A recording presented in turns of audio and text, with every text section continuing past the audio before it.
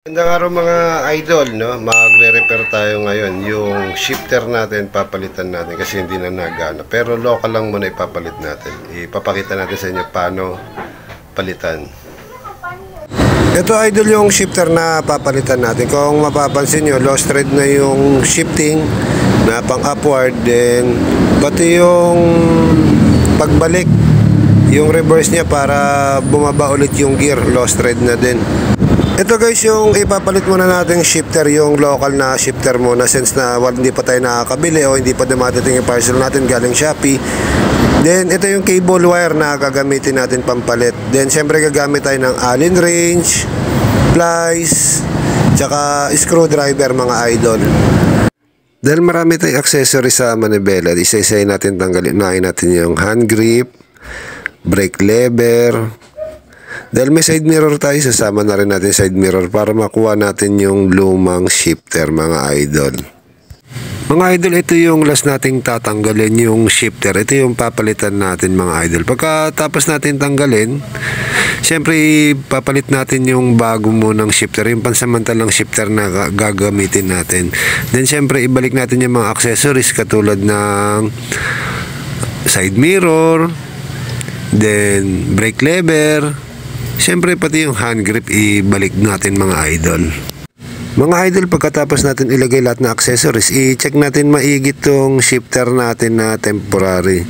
Dapat mga idol, yung pagkakalagay ng shifter, pag nag-shift tayo ng shifting ng gear, hindi dapat siya tatama sa ibang accessories. Kaya dapat i-alignment natin maigi. Then siyempre para may kaibit natin ng maigi yung shifter, since na screwdriver siya, gamitan siya natin ng screwdriver mga idol para higpitan, para hindi na po gumalaw.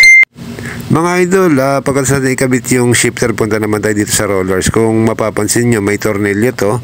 Then siyempre tanggalin muna natin yung nakapulupot na sobrang cable wire. Tapos tatanggalin natin tong tornilyo gamit yung plies mga idol. Yan mga plies, gagamitan natin siya ng plies para matanggal. Then siyempre tatanggalin natin sa buong batalya yung ano na yan, yung cable wire, kasi mahaba yan mga idol magmula sa rollers hanggang batalya hanggang sa shifter, bubunutin natin yan idol. Bago natin ikabit yung bagong cable wire mga idol, i-test muna natin tong shifter na kinabit natin kung okay naman siya o gumagana. Then syempre ikakabit na natin yung cable wire mga idol, magmula dito sa shifter hanggang sa hose, hanggang sa buong batalya, hanggang sa dumating tayo ulit sa rollers mga idol.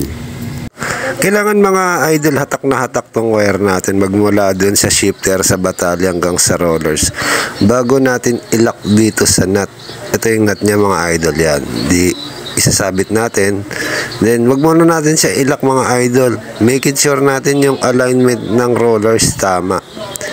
Yan, sisipatin natin yung rollers doon sa sprocket. Dapat tama yun idol, magkatapat mismo. Ngayon, kung hindi kasi siya magkatapat, a-adjustin nyo yung rollers dun sa dalawang tornilyo na nakakabit sa gilid nun. Pero kung tama naman ang rollers dito sa sprocket, no need na natin i-adjust yung alignment ng rollers. Then tsaka natin ilock kung tama naman yung pagkaka-alignment. Yan, itatry natin i-lock na yung nut ng rollers mga idol. Pagkatapos natin ilock idol yung nut, i-check natin yung shifter kung nasi-shift nga talaga yung shifter doon sa rollers. Kung na-adjust, hindi mas maganda, pero mas ma-adjust yan mga idol kung habang tumatakbo tayo. Yan, i-check natin kung alignment. Then check natin kung hatak na hatak yung cable wire mga idol. Then yung lumang shifter, wag natin itapon idol kasi pwede pa yun magamit, lalo na panundot sa kalan. Yung mga digas, pwede natin ibigay sa kanila yan mga idol.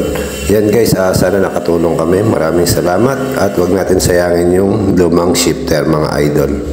Yan mga idol, kung meron po kayong comment or suggestion, wag po kayong mag-type lang po sa baba sa comment box. Maraming salamat po. Sana po nakatulong kami ng kahit konti.